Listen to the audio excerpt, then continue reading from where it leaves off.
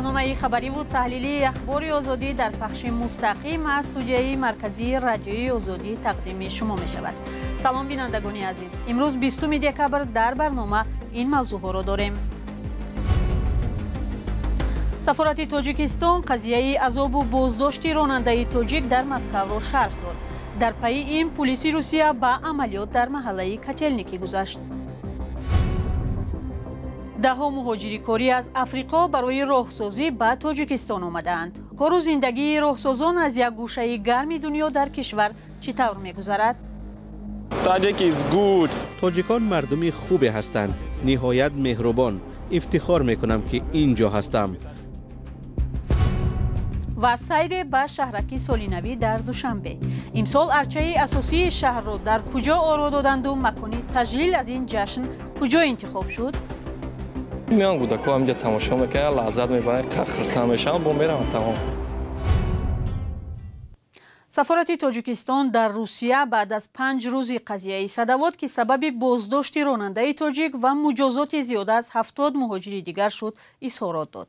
سفارت روز 20 دکبر در یک بیانیه گفت حادثه را زیر نظارت دارد و برای گرفتن جزئیات با مقامات روسیه همکاری میکند. روز 15 دکبر پلیس مسکو در بازار صدوات یک مهاجر تاجیک را لط و کوب و بازداشت کرد. با فرضیه تفتیشات راننده تاجیک سهراب یوسفوف با افسر میلیسا اطاعت نکرد و ماشین را به بالایش راند. او را تا نیمه ماه فوریه به حبس گرفتند. عین زمان عملیات‌های نو برای بازداشت مهاجران غیر قانونی در دیگر گوشه‌های مسکو ادامه دارد. این ویدیو را یکی از کاربران رادیوی آزادی فرستاد و گفت که ماموران پلیس به محله کتلنیکی آمده سندهای مهاجران را تفتیش می‌کنند. حالا معلوم نیست که در اینجا چند نفر دستگیر شدند. برای اولین بار به تعمیر راه مرزی در شمال تاجیکستان گروهی از کارگران افریقایی تبار از گانا یا غنا جلب شدند. این راه از شهر کونیبادام تا ناحیه اسپیتامین است و از حدود دو ناحیه هممرز با قرقیزستان می‌گذرد. در چند منطقه مرزی این راه را ساکنان دو کشور یکجای استفاده می‌برند. درباره کار مهاجران کاری از افریقا در تاجیکستان فرزان محمدی گزارش می‌دهد. ساختمان راه بین‌المللی از حدود شهر کونیبادام تا ناحیه اسپیتامین ولایت سوخت در فصل سرما هم ادامه دارد. برای ساختمان آن متخصصان دعوت شدند که از کشوری همیشه گرم آمدند. آنها میگویند کار و زندگی در یک کشوری که الحال هوای سرد دارد برایشان تجربه نادر است. پاتریک سیز و بیشتر از 30 همکارش برای راهسازی از کشور افریقایی گانا یا غنا به تاجیکستان آمدند. من در شهر کونیبادام 4 ماه باز کار میکنم. برایم هر سری وقت معاش را میدهند و من با خوشنودی کار میکنم. بعضا برای گفتگو مشکلی میکشیم اما با یاری ترجمان هوشمند کارمون را پیش میبریم. تاجیکان مردمی خوبی هستند، نهایت مهربان. افتخار میکنم که اینجا هستم. هوایش از افریقا فرق میکند. در تاجیکستان نهایت سرد. این بار اول است که من اینجا هستم. خوراک هم فرق میکند. خواهیم خوراک افریقایی میپزیم و گاه خوراک تاجیکی میخوریم. ادموندی 36 ساله هم 6 ماه باز اینجا کار میکند. او میگوید در راهسازی با چینی ها تجربه بسیار ساله دارد و پیشنهاد این کار را به تاجیکستان هم با خوشنودی پذیرفت. من نمیتوانم که اینجا از نام همه صحبت کنم یا اینکه بگویم همه سری وقت معاش خود را به طور مناسب میگیرند، اما بعضی از ما از جمله من راضی هستیم. این راه از 4 ناحیه مرزی ولایت سوخت میگذرد و بیشتر از 50 کیلومتر طول دارد.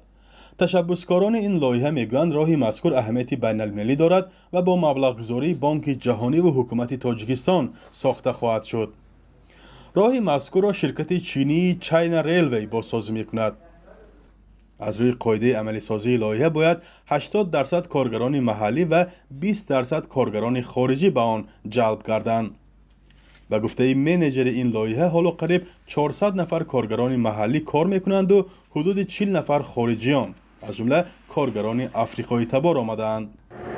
چینی ها با اینا اول شرطنامه کردگی مقصد مزد معاش همین خیل، شرایط خواب همین خیل، 3 وقت خوراکی گرم همین خیل، بعد اینها اومدگی از اونجا. ما هم مهاجر شده میریم یا مهاجر شده می اومدیان همین خیل رفت اومد کار خوب. ساختمان راه ماه مارت امسال شروع شده و قرار است 3 سال پس به انجام رسد. یک قسمت این راه از حدود ناحیه باجان غفورفی تاجیکستان و ناحیه لیلک قرقیزستان می‌گذرد. جای از یک طرف جماعت خستیورز تاجیکستان و از طرف دیگر دهه‌های ارقه و بارگاردوک قرقیزستان جایگیر شده‌اند. شهروندان دو کشور از این راه که خراب است یک جای استفاده می‌برند. در این منطقه چندین بار از جمله در ماه سپتامبر سال 2022 مناقشه‌های خونین سر زده است. مسئولان وزارت نقلیات امیدوارند که در جریان عملی شوی این لایحه کار کمیسیون تعیین و علامتگذاری مرز به پایان میرسد و مانعی برای ساختمان راه به وجود نمی آید. اما تا حال معلوم نیست که در چند کیلومتر این راه برای بازسازیش به موافقه رسیدند و چند کیلومتر دیگری بحثی باقی مانده است.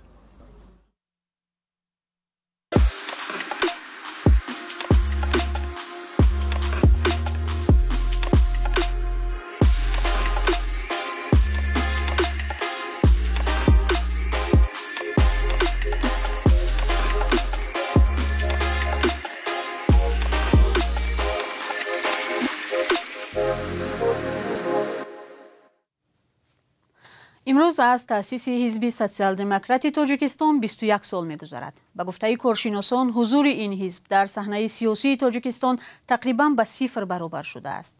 پس از دیگر شدن رهبری حزب و رفتن رحمت الله ظاهرов در سال 2021 دیگر هیچگاه این حزب اظهارات و از بودنش درک نداد. سابقه حزب امروز آن در گزارشی برات یوسفی.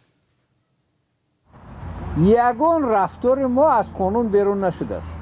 سال 2002 رحمت الله ظاهرов که مشاور امامعلی رحمان رئیس جمهوری تاجیکستان در امور حقوقی بود، حزب خود را با نام حزب سوسیال دموکراتی تاجیکستان تأسیس داد و ثبت نام کرد و در سال 2003 از مقام مشاوری استعفا داد. ما تا حال حاضر و از لحظه تأسیس همچون اپوزیسیون سیاسی کار و فعالیت داریم، نه اپوزیسیون ایدئولوژی. ما فرض کنیم به مثل حزب کمونیست یا حزب دیگر جانبدار تغییر ماهیت اساسهای ساخت کنستیتوسیونی نیستیم. ما جانبدار دنیویت، شکل اداره جمهوری، یگانه اجتماعی و غیره. اما از نقطه طرز و اصول اداره وقتی که کمبودی های احساس میکنیم در شکل‌های معین اعتراض میکنیم و این رسالتی حزبی اپوزیسیون سیاسی می باشد. ظاهرов و حزبش که از تعداد زیادی استادان دانشگاه و زیاییان ترکیب یافته بود به طور جدی وارد مبارزات سیاسی شد.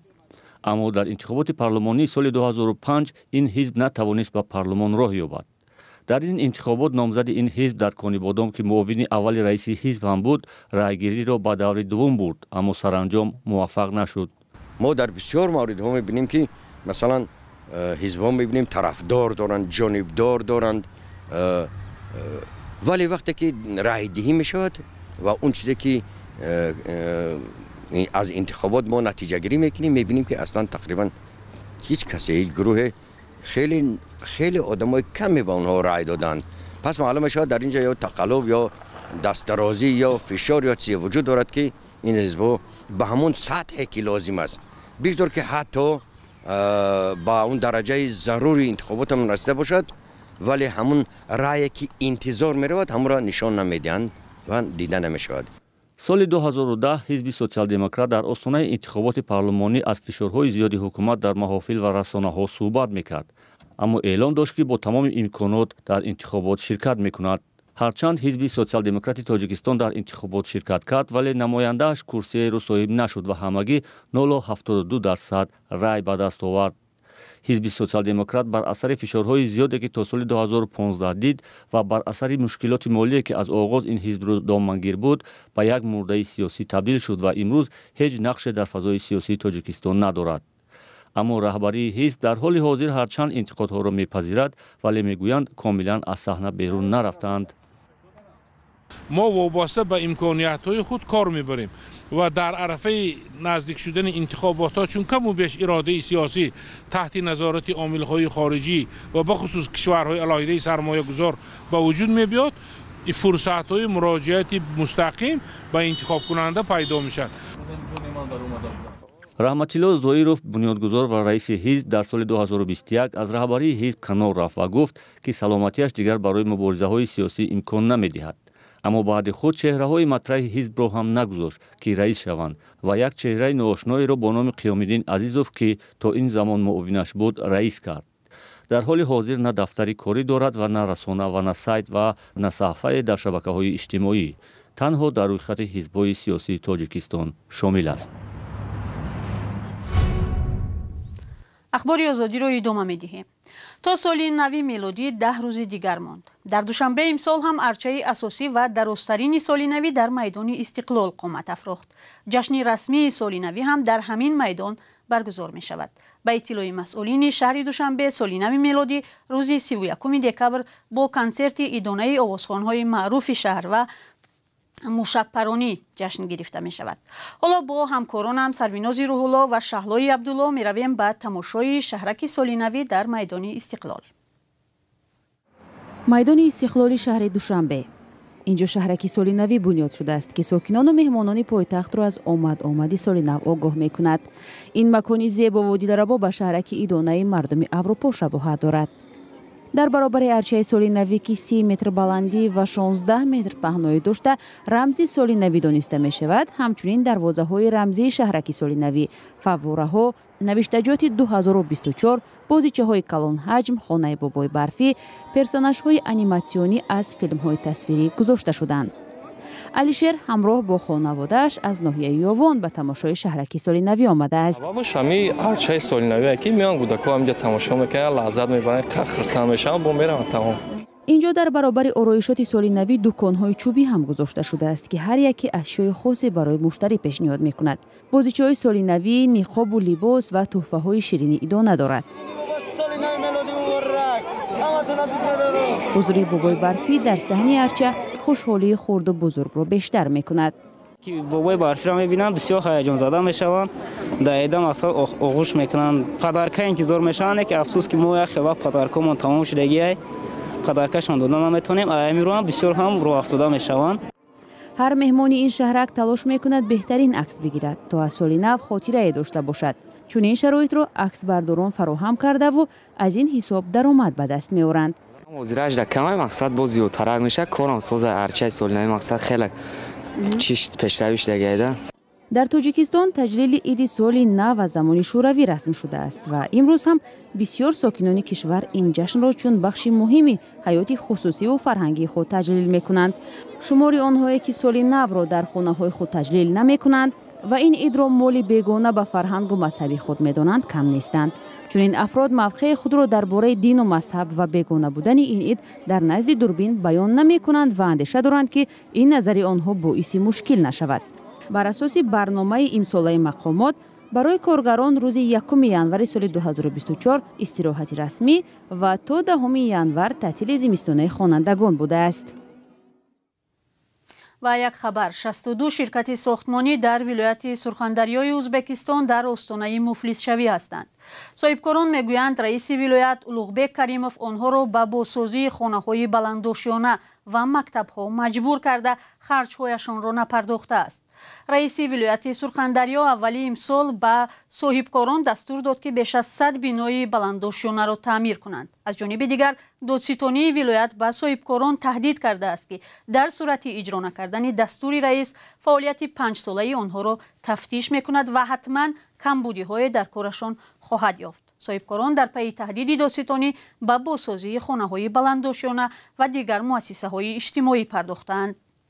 آنها میگویند برای بازسازی انشاءات از بودجه پول جدا شده بود ولی نامعلوم که کجا شده است. بیننده عزیز، رسیدیم به پایان برنامه اخبار آزادی. نشر خبرها با عکس و ویدیو در سامانه رادیوی آزادی و همینطور در صفحه‌های رادیوی آزادی، فیسبوک و اینستاگرام ادامه دارد. خدا نگهدار شما.